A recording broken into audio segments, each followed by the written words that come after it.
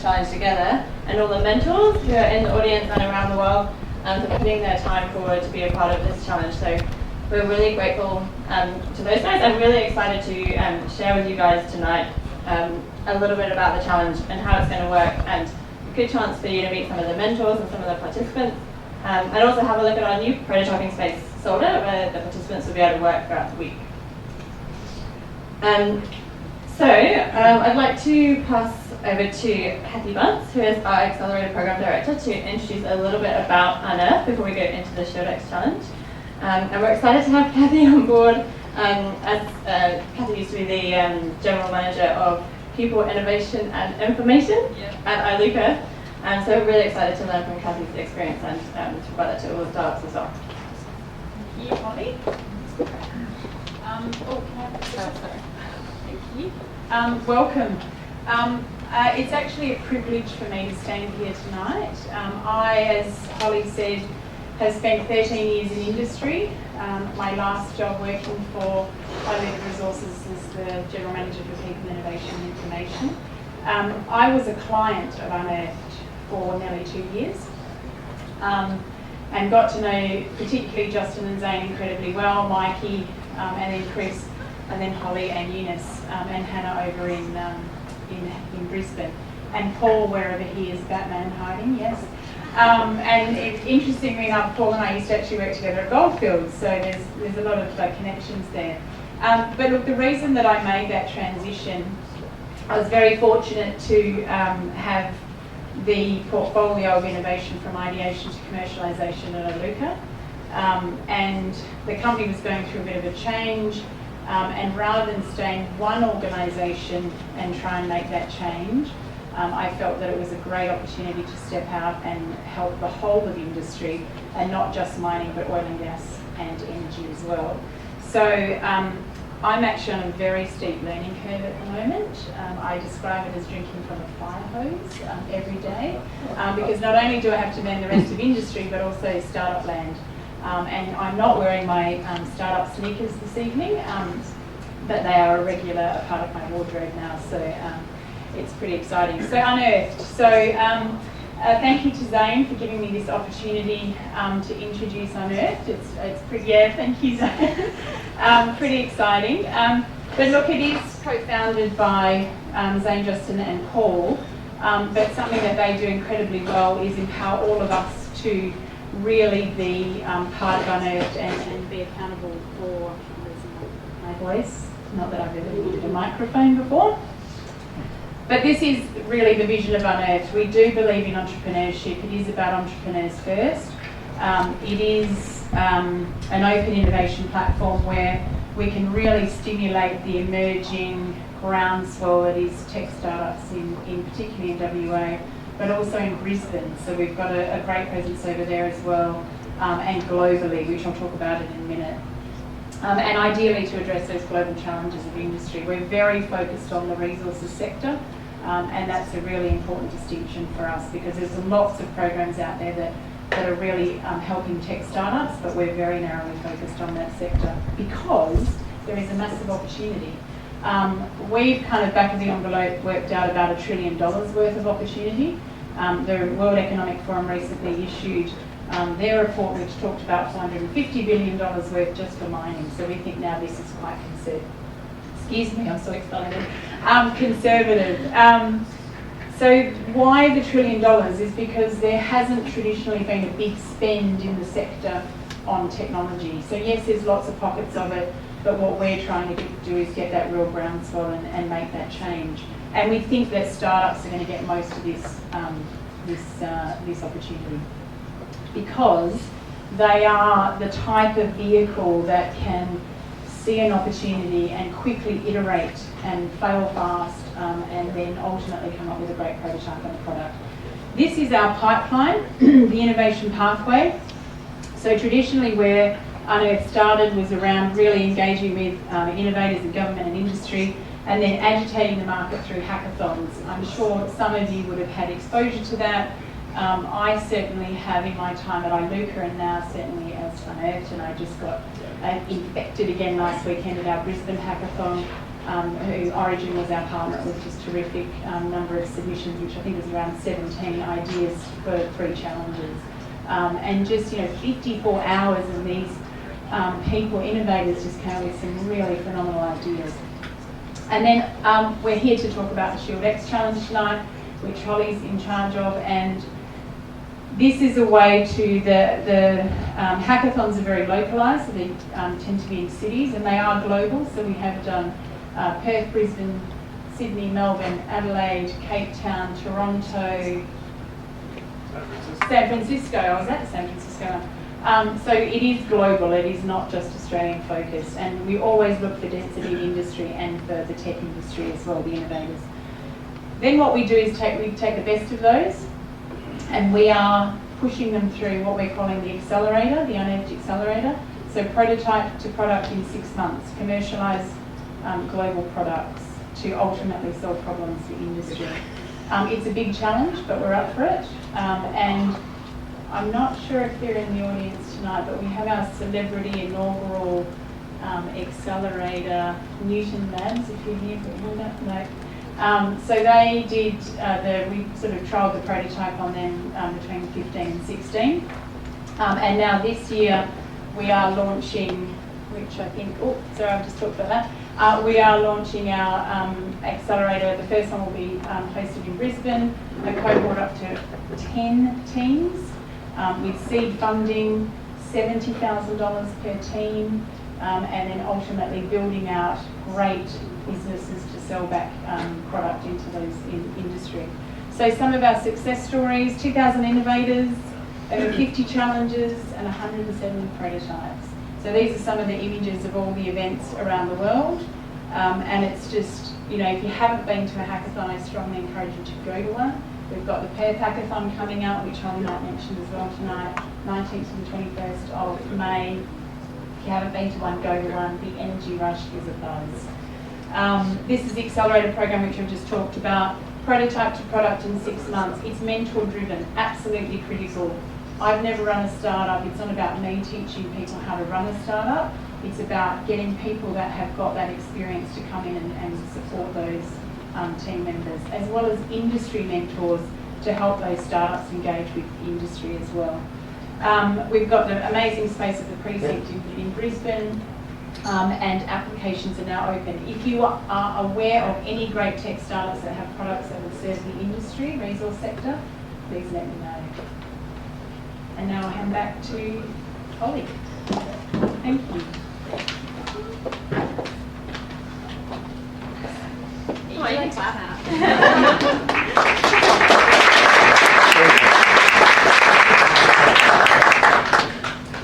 Okay,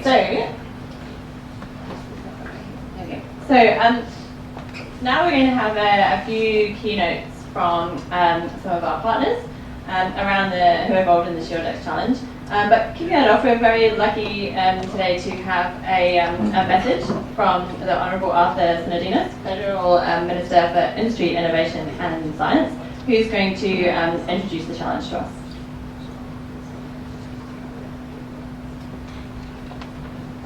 Good evening. As Industry Minister, I'm delighted to be launching the Shield X Hackathon held by Unearth Solutions.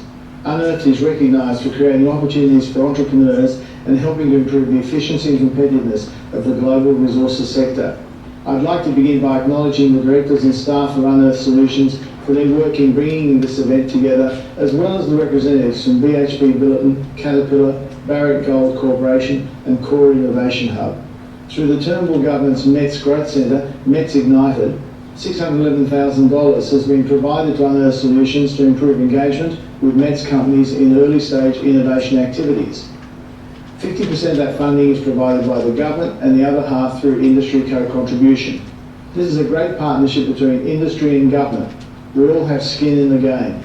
METS Ignited is part of the Australian Government Industry Growth Centre's initiative, a 4-year, $250 million government investment to drive innovation, productivity and competitiveness in 6 key sectors through industry-led growth centres. METS Ignited supports the Australian METS industry, strengthening the nation as a global hub for mining, innovation and enhancing the competitive advantage of the sector.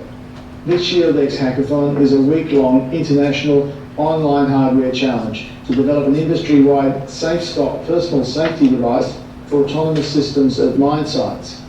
This is an exciting and unique challenge for our METS companies, searching for innovative solutions to autonomous vehicle safety issues. And a real challenge is that the device has to be designed for communication with any brand of autonomous equipment industry-wide. Now that's real innovation. Public awareness of mining industry innovation is quite low, yet the industry is always searching for ways to reduce production costs, improve safety and environmental outcomes, and maximise the value from deeper, lower-grade future ore bodies. So technological innovation is the key to achieving that competitiveness and safety. Autonomous technology is suddenly prevalent. We're seeing it everywhere. Mining haul trucks, semi and fully autonomous drill rigs, remote operated long distance rail systems, smart explosives trucks, mine search and rescue robots, and remote ship loading, to name a few of its applications. Just recently I visited a food industry factory in South Australia and was amazed by the autonomous forklifts operating in their warehouse. I was told to stand in front of one of these machines as it came towards me. Trust the technology, they said. And sure enough, it came to a halt and the industry minister survived. But on a more serious note, that is a great example of how tech-driven solutions are not necessarily sector-based. Developments in one industry are becoming more and more translatable to others. These enabling technologies have the potential to spread across the economy, across society, and deliver the jobs, the profitability, and the quality of life that Australians expect. Safety and innovation in mining are of great importance to the government, and Unearthed are contributing to skills and capability development for our world-class METS and mining sectors. Over the next week, with the help of expertise in ergonomics, human factors, prototyping, 3D printing, wireless communications, and the broad expertise gathered together in this hub, I'm sure that some wonderful solutions will be developed. The other recipients of the first round of METS Ignited funding are AustMine, the Resources and Engineering Skills Alliance, the Coalition for Energy Efficient Comminution, and the hackathon venue hosts in Perth tonight, Core Innovation Hub. The team at Core have received funding to support the first year of their operation as a resources industry-focused co-working space. So my congratulations to Unearthed, to Core Innovation Hub, and the other recipients on the receipt of this funding. Thanks for listening. I wish you all the best for ShieldX Hackathon. Now go get hacking.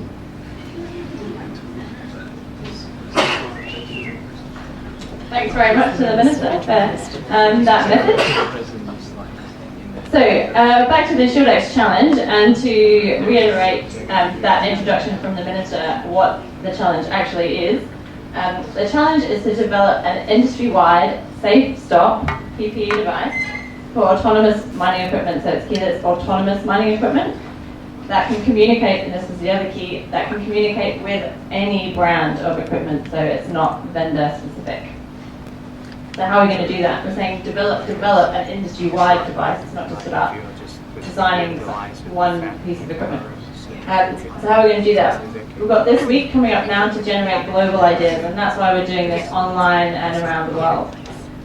1 week of prototyping to get as many ideas around developing a device such as this. And then with the results that come out of that 1 week of prototyping, there is the opportunity to take some of those ideas and teams forward and accelerate and develop those ideas into potential products. So now onto our partners' keynotes. Thank you very much for coming down. I'm excited to have you guys here to talk to the participants in the audience about a bit more about ShieldX. So first up we have James Keys. James is a mining engineer, has been working at BHP for around 15 years. And James has been really integral in the trialling and implementation of the autonomous haulage systems for BHP, particularly at the Jimblebar operations, where the first deployment of autonomous haulage was for BHP. So James, please come up. Thank you very much.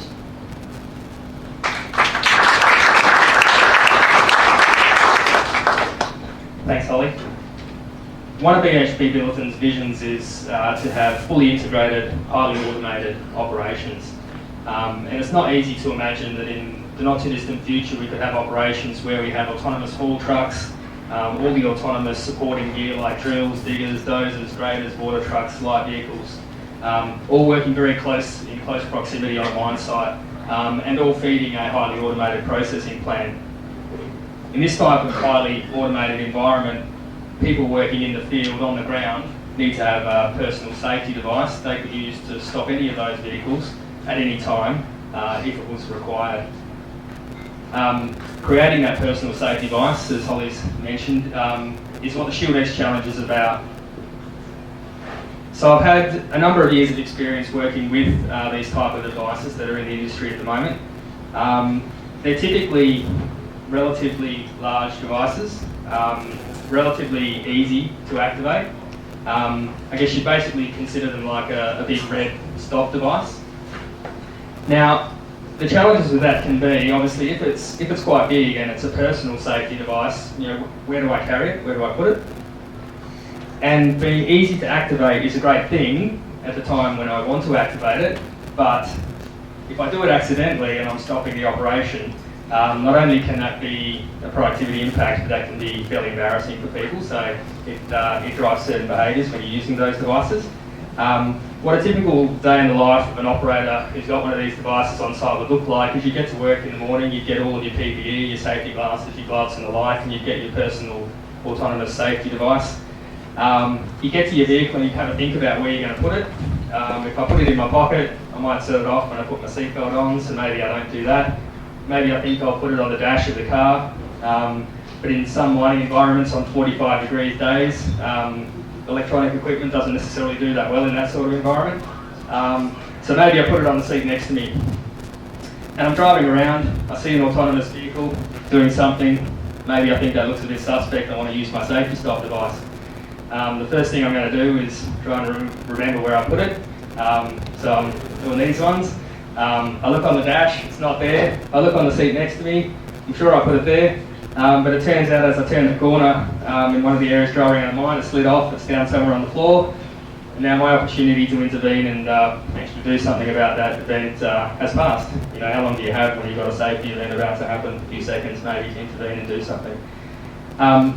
So I guess the other sort of thing I might do is, you know, I go out, I'm in the field, I want to go and talk to somebody. So I get out of my vehicle and I want to take it with me again, so I've got to carry it.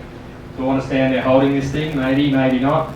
I rest it on my car, had my conversation. How many of you people have ever been to a supermarket, you buy a coffee, you get back to your car, you've got to put your groceries away, got to get the kids in the car, so you rest it on top of the car. And what happens to that coffee? It's never to be seen again. So I get back in my car, I drive away, I think nothing of it. Later in the day I think, where's my safe stop device? I must have left it in the car, somebody else will have it, no worries.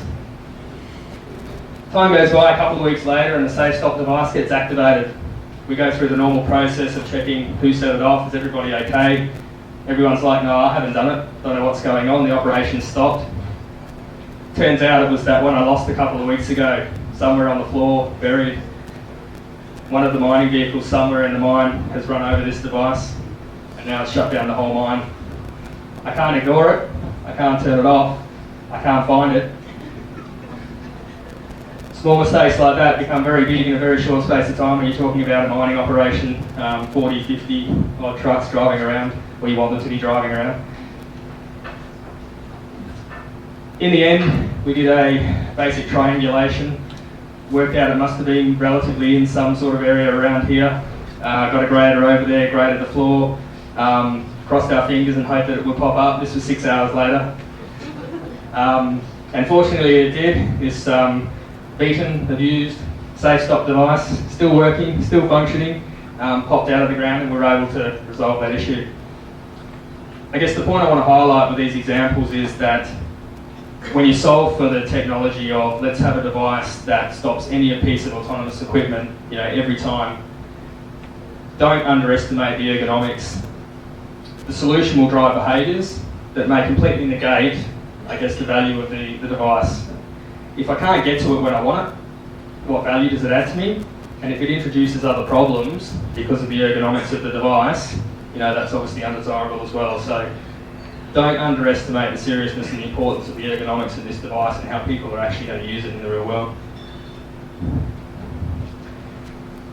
In 1909, Henry Ford famously said of the Model T Ford, but any customer can have a car painted any colour they like as long as it was black.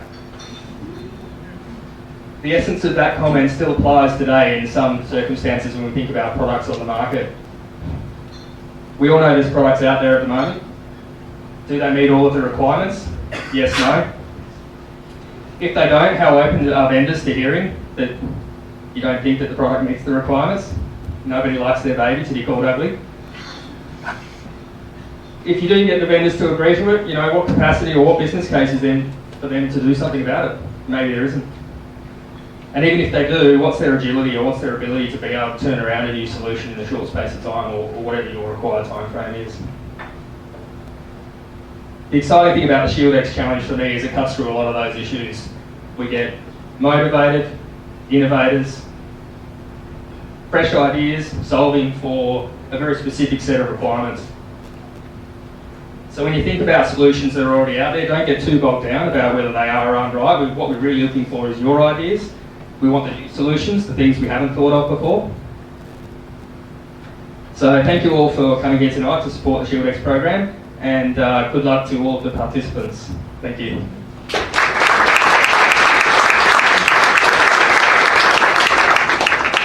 Thanks very much, James, and I think any of the participants here can take a lot away from that, and yes, that's really insightful. Thank you. Some good examples. So next up we have Carl. Carl, again, thank you very much for coming down. Carl is Mining Solutions Region Manager for Caterpillar.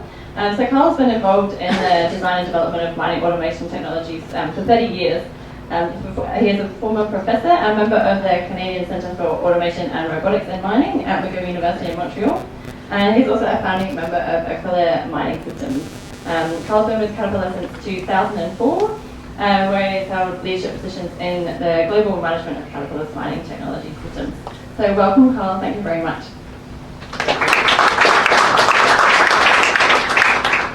Thank you. I'm Carl Hendricks from Caterpillar, and this is my ugly baby.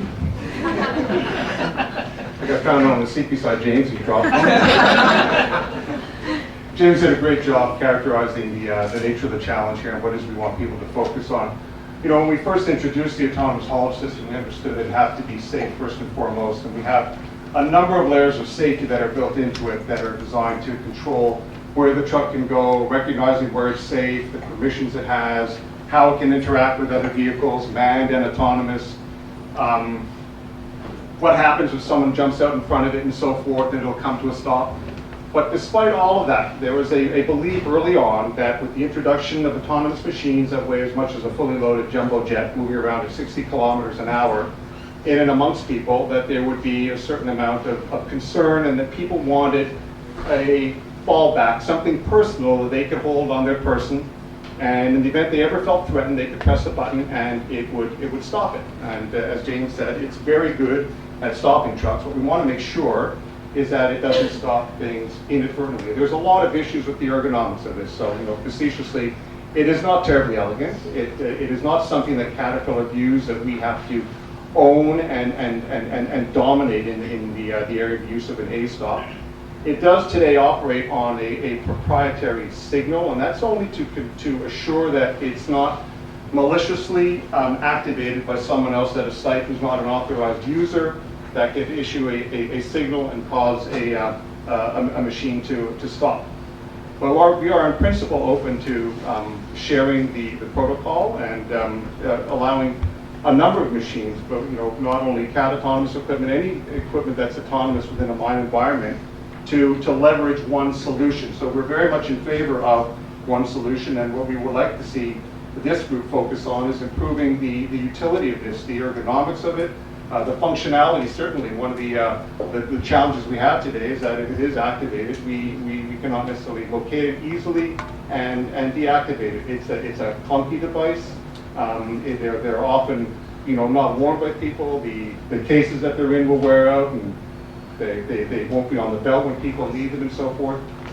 Fortunately, I'd like to also qualify that the device has never been needed, but it's still a very important element of security and confidence that we give people who are operating in a mine with autonomous equipment, and we're very much in favor of, hence our participation in this event, in improving the ergonomics of it, developing a generic solution, that all OEMs and any device that needs to be controlled in the event of an emergency can be via a much more convenient device.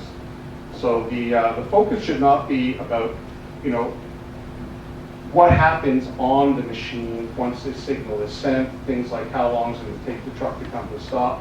What we really need the community to focus on is providing something that we know everybody's going to go out into their shift with. We know that it's going to be available, easy for them to access. It's going to work, obviously. Ideally, and thinking, outside the box, maybe even this community come up with a means to target the machine we want to stop. Right now, it's a relatively dumb device. It sends a signal, and within a certain radius, any machine that's capable of receiving it will come to an immediate stop. Maybe this group can conceive of a means of identifying very quickly, specifically the machine that is the one that poses the most risk, because not necessarily every machine has to stop, and we could come up with a means of targeting what has to be done. So with that, I'd like to also wish this group the best of luck. We look forward to seeing the ideas and the concepts that you come forward with. I'm not going to be available this week. I was going to be a mentor and available to the community to respond to questions, but we do have someone in my team that's actually operates at Jimble Bar, where James Key formerly was. That's going to be available all week to answer any questions on the use, the scenarios, for you to bounce ideas off of, and look forward to seeing what the group can come up with. Thank you. Thanks very much, Tom. So the next bit is where we get to challenge the tech. So Andrew Scott, Senior Director of Innovation in Barrick, is going to be dialing in and talking to us from Toronto. So we will quickly get this started and hopefully get Andrew up on screen for you guys. In the meantime, I'll just do a quick intro for Andrew. So as I said, Andrew is the Senior Director of Innovation at Barrick. He considers himself a technologist with over 28 years of experience in exploration and mining. And in his current role, he is to deliver on Barrick's innovation strategy. So Andrew also is the outgoing chair of the Global Mining Standards Group, whereas working with people who are motivated to make the mining industry better through collaboration and guidelines and standards. So hopefully we're slightly on the way to getting Andrew online. He's on Zoom. Oh, no, don't do that.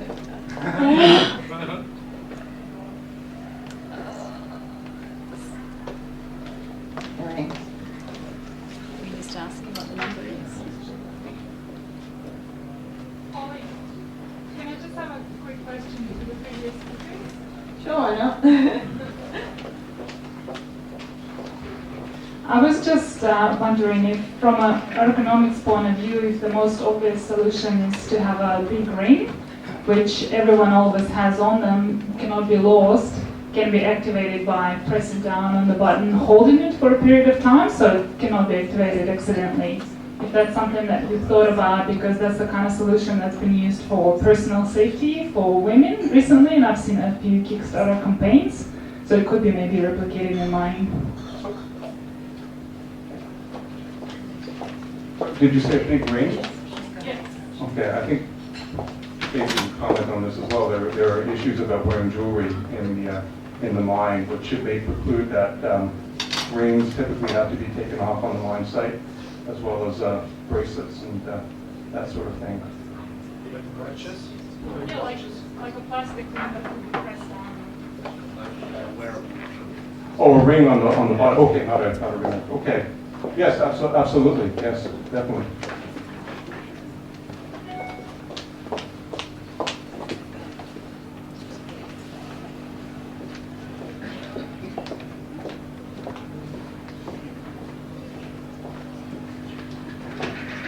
Okay. Andrew, can you hear us?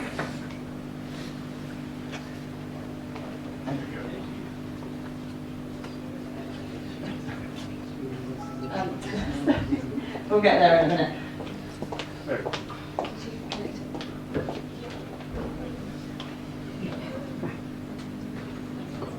Can you hear us, Andrew?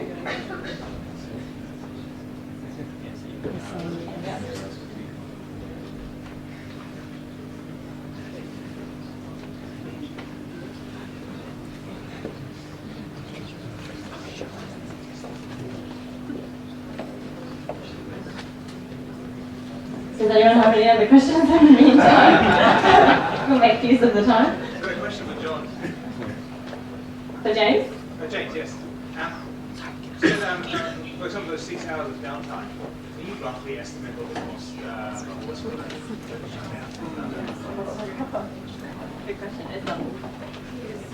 I'll give a, won't give you the specific answer, but I'll give you, I guess, a magnitude, order of magnitude type answer. So a 220 tonne haul truck, assume it's iron ore for a second, worth about $15,000 worth of ore in the back of the truck. And assume that a truck does 3 loads an hour, so say $45,000 an hour.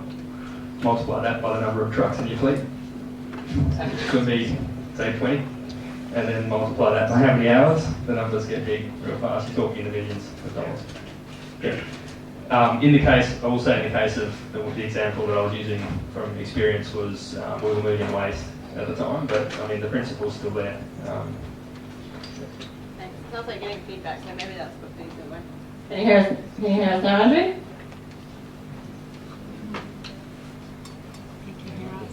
Can you speak? Okay, we're still not getting any sound now. Maybe take it out of the HDMI. It's only if I do laptop now. I know, but How are you going to? Yeah. all right. Well, maybe we'll just have to. Maybe you're going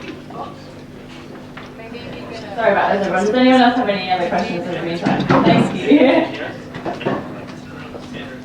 Andrew? Yes. Yeah. Hi, this is a question for the gentleman from Caterpillar. Is it possible to get a rough estimate of how much the A stock, the cost? No. Just ring his mobile. Well, we're certainly hoping you'll come up with something more cost effective than what we're doing today. With the manufactured in smaller volumes than what we hope would be available as a generic solution that the industry could adopt. So that's an opportunity to sell this as a generic device again versus every OEM having to produce something. Again, look, it's not something that we want to have to manufacture, but in the low volumes, given the number of systems that are out there, the price would be skewed at this point based on the volume. But they're more than a few $100. Let's say that.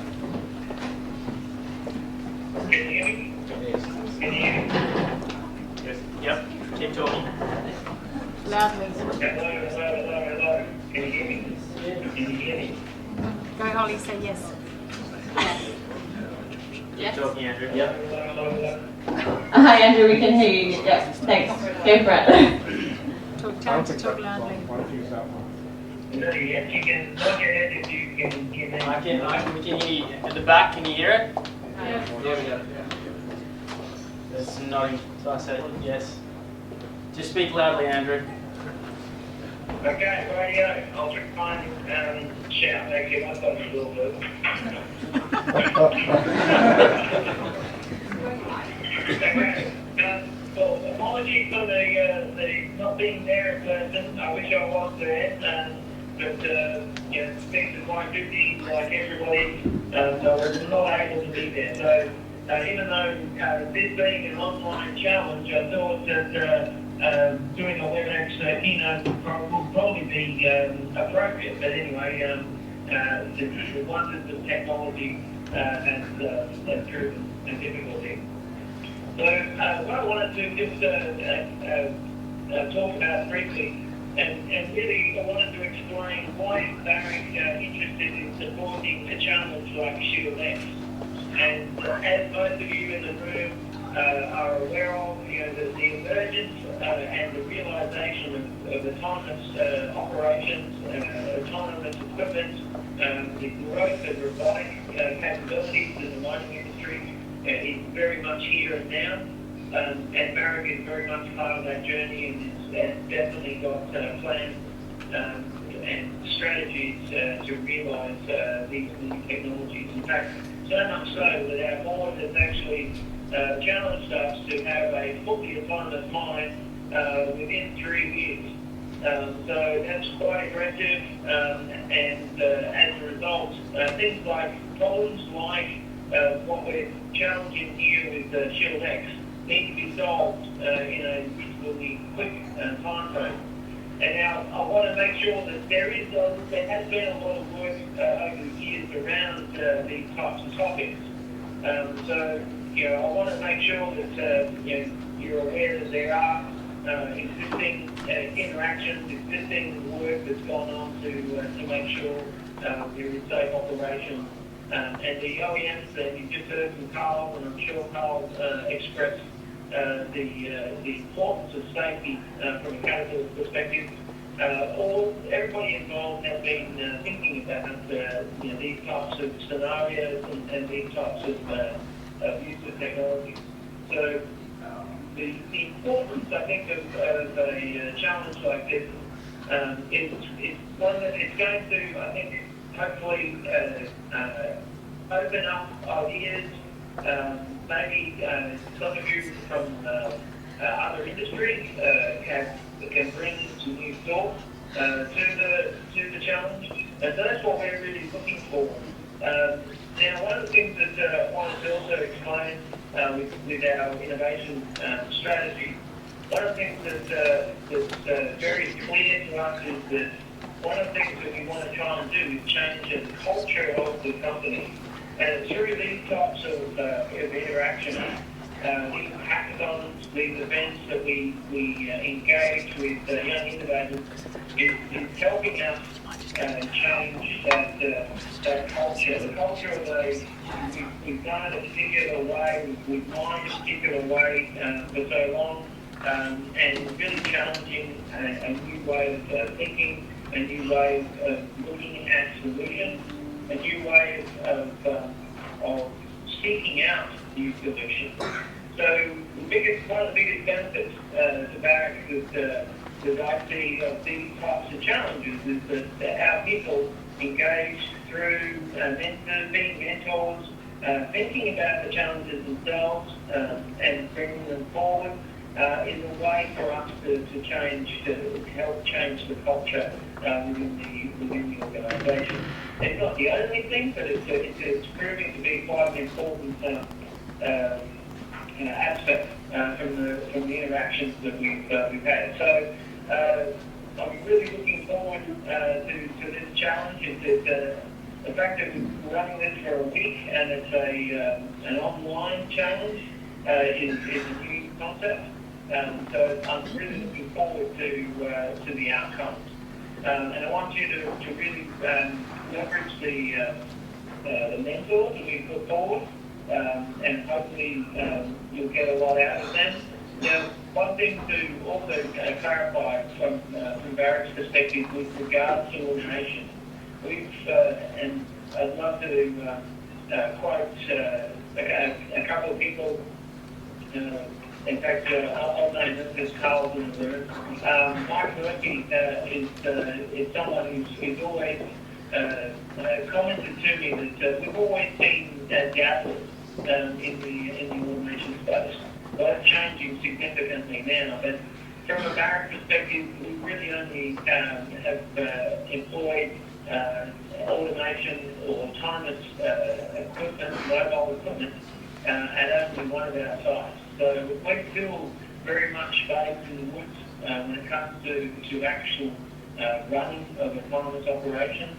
However, we have put a lot of thought into it, and we've done a lot of study. So things are accelerating very much so, as I mentioned earlier, about a fully autonomous mine within 3 years.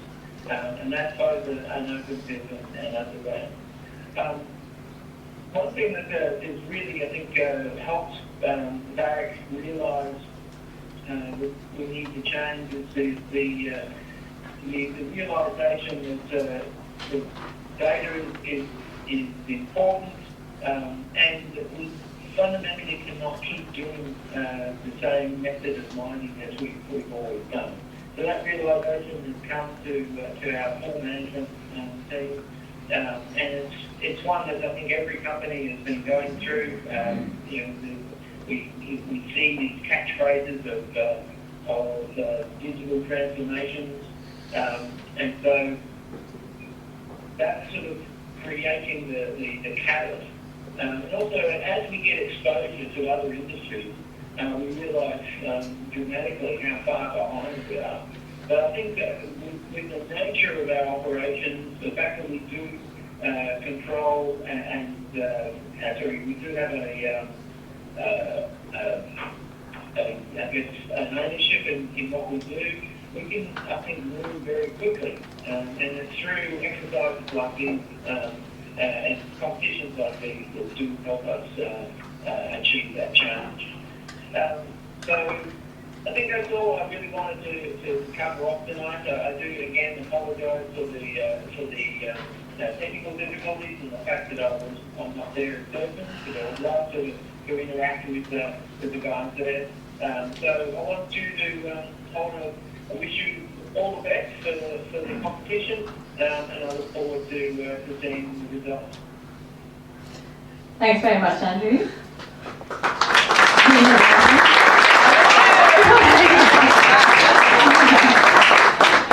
Right, thanks, Andrew.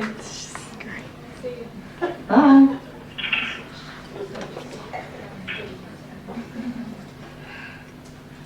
Okay, thanks very much, everybody, for bearing with us on that one. So, before our final guest speaker, I'm just going to run through a little bit more details about the challenge. So, for anyone who's a participant or thinking about participating, this is for you. So today we're obviously launching the competition, so it's now live. All the information is live on our website, and including booking with mentors and submissions and things like that. From now until the 5th of May is your week to get prototyping. Essentially, you have access to the mentors throughout that whole week, and we'll do some dedicated live Q&A sessions as well, so you can put forward some questions in advance. Those will all be recorded, or we'll put them online, so if it's not the right time zone for you, you'll still be able to access those. We do pitch updates, and there's also access to a prototyping space here in Perth, which we will get to in a little bit more detail. On the final Friday, we'll do another live pitch night here, so any local teams will have the opportunity to pitch live if they would like to. We'd like to ask some of the mentors to come down to that as well, and be there for those pitches. So that should be really exciting and a really good way to showcase all the hard work from the week. And then submission deadlines at the end of the 5th of May. And then the judges will have a week to go through all the submissions, and we'll announce the winners on the 12th of May. And so these are all our fantastic mentors. So any mentors in the room, could you please put your hands up, including James? Oh yes, thank you, yes. So we've got a really fantastic group of people that are putting forward their time over the next week to spend time with the participants and give them advice and help them through this challenge. So really thankful to all those mentors. A very diverse skill set and a really great advantage for all the participants and to have access to these guys. So thank you very much. And what is the judging criteria? Okay, so and a lot of our communities have kind of touched on that already. James and Carl, what we're really looking for, what they're looking for, specifically around the ergonomics. So you can tell from what these guys are saying that that's a real focal point. And then obviously around those communications and how does the device communicate with the equipment. And again, as Carl touched on, the security, how do you ensure that device is an authorised device? And these are our esteemed judges. So Andrew, who you just heard from, along with a full great team of judges who will be going through all those submissions. And we'd like to thank those guys as well for putting it in their time throughout the week and throughout the whole project. So if you are thinking of getting involved but you haven't signed up yet, this is the site you need to go to, the Unearth portal. And this is also the site where throughout the week all the participants will get updates. That's where you can submit your designs and your prototypes and your pictures. It's also where we host our forum, so any questions, please post them on the forum, technical questions, any questions about rules, submissions, anything like that. And the mentors and us from Unearthed will respond to those. So please keep really active on the forum and ask away. And now we are very lucky to have our final keynote speaker, Abdul. So Abdul has attended a couple of Unearthed hackathons, or maybe more than a couple of Unearthed hackathons, and now is a technology graduate at BHP. So we're really excited to hear from Abdul. Please come up.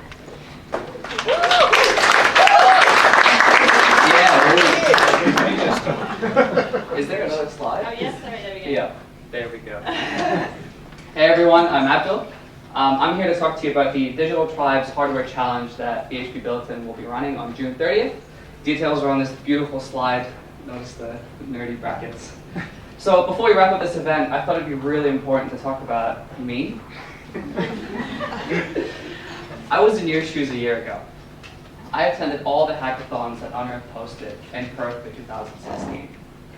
I came for something that is very close and dear to my heart: free food. But I stayed for the interesting challenges that were on offer. It was way better than spending my time at uni, in the physics building, in the basement, cooped up, collecting gravity wave data on floppy disks. Who does that? So anyways, as you can probably tell, I'm a pretty big data kind of guy. And now I get to work on interesting challenges that are real business problems as part of my career at BHP Billiton. I get to come into work every day and work on technologies that I'm passionate about that help make people's lives safer and their decisions simpler. I work with a community of really smart people from diverse backgrounds that help me grow and develop my career as a data scientist. See, BHP Billiton and the resource industry need people like us, people who aren't afraid to innovate and discover new ways of solving the problems of today and tomorrow. We ask ourselves, how are machine learning and IoT going to transform our business? How are we going to move our supply chain to the digital age? Events like ShieldX are a great way to answer these problems, so thank you for signing up. Please also make sure to sign up for the Digital Tribes Hardware Challenge. Thank you. That's it.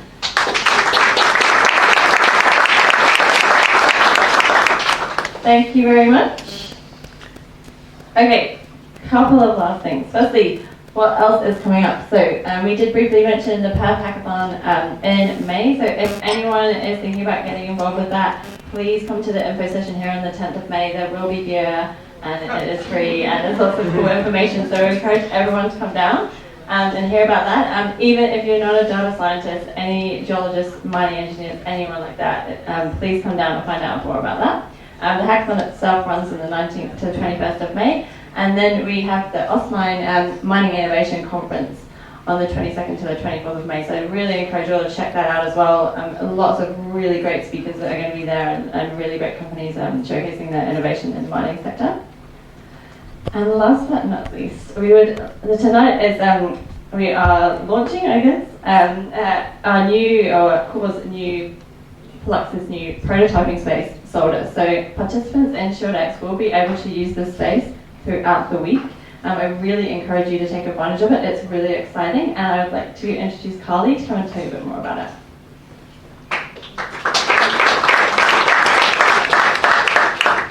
Hi, I'll keep it short since I realise I'm standing between everyone here and the rest of their Friday evening. But yes, tonight we are soft launching our prototyping lab, Solder. Solder is a project that we've been working on for quite a while through the larger SpaceCube business. And I can't think of a better opportunity than here, the first hardware hackathon held by the fantastic group at Unearthed. Solder is located just around the corner here, opposite the toilets, and will be open for a little bit after this if you'd like to come down and have a look. It's basically a space that has been developed from feedback, which we do actively seek from a number of the startups that come through our ecosystem. Lowering the barriers of entry to prototyping in both the mechanical and electrical space is something that we found to be quite a challenge here in Western Australia. And we're really excited to have found, for now, what's a good enough solution. There's always a Solder Mark II at the back of our minds. And everyone here who's participating in this hackathon throughout the week is invited to come down. Make a time, make a booking. We've got 3D printers, we've got software, we've got components, and we are eager for people to get in there, have a go, see what works for them, let us know what doesn't, and we are more than happy to order things in at short notice on request. So we'll be down there for the next half an hour. Please come say hi. Thank you.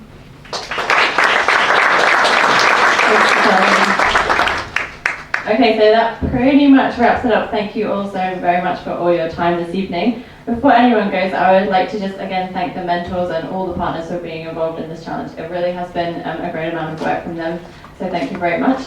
I would also like to ask any of the mentors to please stick around for a little bit. There are lots of participants and potential participants in the audience, so we'd love this to be an opportunity for you to ask any more questions of the mentors. And also, for any participants that you're looking for a team, please just use this opportunity to have a chat to other potential participants and potentially team up. Perhaps it's good to do that around the area of Solder, so it'll give you an opportunity to check that out as well. So yeah, I really encourage you to catch up with the mentors and get together with some teams as well. So thanks very much for coming down, everybody, and enjoy the rest of your night.